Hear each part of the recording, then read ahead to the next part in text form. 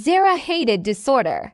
She sat perfectly still in her chair, legs crossed, fingers resting lightly on the armrest, listening to the report without interrupting once. The room around her was quiet, elegant, carefully curated just like the life she insisted on controlling. So, she said at last, her voice calm, almost bored. They spoke again. The man standing across from her nodded. Yes, Malik didn't raise his voice, but he didn't back down either. Zara smiled faintly. That was worse. People mistake silence for weakness, she replied. Malik never did. That's why this was always going to be difficult. She stood and walked toward the window, gazing out at the city below. Somewhere out there, Malik was convincing himself that drawing lines would protect him, that honesty would save him. Zara found the thought almost sweet. And Kikik, she asked casually. She left, the man said, but not broken. Zara's smile faded slightly. That's a problem. She turned back, her eyes sharp now. Fear works best when it isolates. When people start choosing each other instead of running, things get messy. The man hesitated. Should I bring in Haydar? Zara considered it. Not yet. Haydar doesn't scare people, she said slowly. He ends conversations. I don't want endings. I want distance, doubt, regret. She picked up her phone, scrolling briefly before stopping on a name, Malik. He thinks he can protect her. Zara continued. Men like him always do. They forget that love makes people predictable. Her thumb hovered over the screen, but she didn't call. Instead, she sent a single message. You should ask yourself what Kikik hasn't told you. She set the phone down gently, satisfied. Back across the city, Malik felt his phone vibrate. He read the message once, then again. He didn't reply. Zara exhaled slowly, already anticipating his silence. Good, she murmured. Confusion is louder than threats. She turned back to her aide. Keep watching Merkin. The man blinked. Merkin.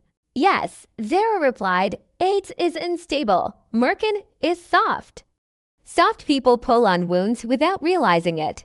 And AIDS, he asked. Zara's expression hardened. AIDS is fire.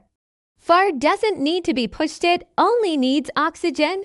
She paused, then added quietly, make sure he gets enough. The man nodded and left.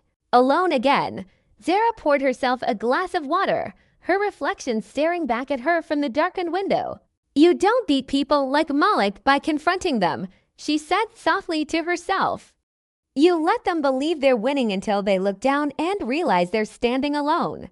She took a slow sip, eyes narrowing. Everyone has a breaking point, Zara whispered. Even the ones who think they've survived everything. And somewhere deep beneath the calm she wore so effortlessly, Zara began planning exactly where to press next. Eight didn't sleep. He lay on his back, staring at the ceiling, counting the spaces between breaths as if they were something solid he could hold onto. The room was quiet, but his mind was not. It never was. Merkin's voice lingered where it shouldn't have. The scars on your back. You had a hard childhood, didn't you? He turned onto his side abruptly, jaw tightening. The mattress shifted beneath him, and for a split second, his body reacted before his mind could catch up, muscles tensing, shoulders drawing inward, instinctively bracing for something that wasn't there. Enough, he told himself. He stood and walked into the bathroom, turning on the light without hesitation. The mirror reflected a man who looked composed, controlled, unbreakable. It stared at that version of himself for a long moment, then reached behind his neck and pulled his shirt off. The scars were still there, faded, uneven, some thin as lines, others wider, deeper maps of places he had survived and refused to name. He didn't touch them. He never did. Touch made memory too loud. He turned away from the mirror. The smell of cake came back to him, suddenly sweet, heavy, wrong. His chest tightened before he could stop it. The sound of laughter, plates clinking, voices too close together. Then another sound, older, buried deeper, shouting. A door slamming, someone crying and pretending not to. He gripped the edge of the sink until his knuckles went white. I'm not there anymore, he told himself. I'm not that person. But memory didn't care about time. He saw Flash's hands to rough, rules that changed daily, punishment disguised as discipline. A place full of children who learned early that silence kept you invisible, and invisible meant safe.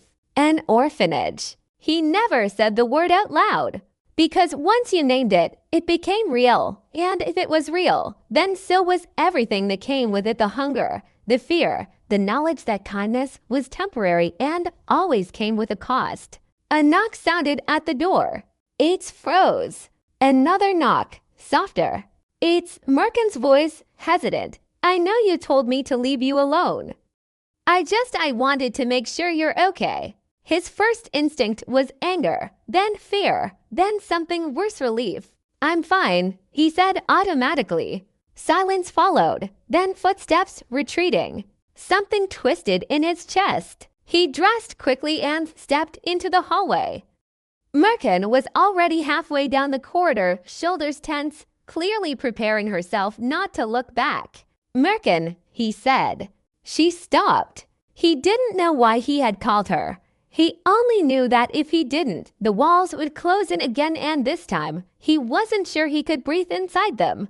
I didn't mean. He stopped, frustrated. Words failed him when he needed them most. Merkin turned slowly. You don't have to explain, she said gently. I know you don't want to talk. That's not it, Ates replied. I just don't know how. Her eyes softened. Then don't. Not tonight. They stood there facing each other, the distance between them smaller than before but still dangerous. People think scars are about pain, Ates said suddenly, the words leaving his mouth before he could stop them. They're not. They're about memory. Merkin didn't interrupt. They remind you that you survived, he continued, and that survival had a price. She nodded slowly. You don't have to tell me what that price was. His gaze met hers. That's the problem, he said quietly. If I start, I don't know where it ends.